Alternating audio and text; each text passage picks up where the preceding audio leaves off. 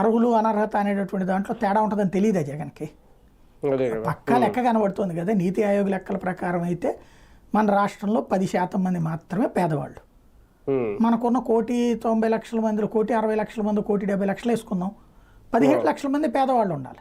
అవును. కానీ కేంద్రమే 85 లక్షలు ఇప్పుడు 90 లక్షల మందికి ఇస్తుంది రేషన్. అవును. రాష్ట్ర ప్రభుత్వం 1,47,00,000 నుంచి ఇప్పుడు 1,56 మంది దాకా ఇచ్చారంటున్నారు రేషన్ కార్డు. ఇప్పుడు యాజ్ పర్ నామ్స్ అయితే 60 లక్షలు 55 నుంచి 60 లక్షలు అక్కడే తేడా కనబడుతుంది అవును. కేంద్రానికి రాష్ట్రానికి.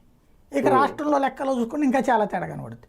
నిజంగా అయితే వాళ్ళందరూ అనర్హులే, కానీ ఒకసారి ఆ పథకాన్ని పొందిన వాడు అది పోగొట్టుకుంటే ఎలాగ ఉంటుంది వాళ్ళ ఓటింగ్ పర్సెంటేజ్ సిస్టమ్. అదే కదా.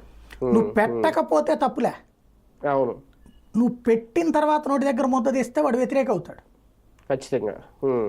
అది ఎంత తీస్తారు వీళ్ళు అనే దాని మీద ఆధారపడుతుంది. అంటే వీళ్ళు మేబీ నేను అనుకోవడం ఏంటంటే కేవలం వైసీపీ వాళ్ళదే తీస్తారు. వాడు ఎట్టాಗೂ ఓటేయడు కదా, ఇచ్చినా కూడా వాళ్ళది తీసిన 40% వైసీపీ వాళ్ళు కదా.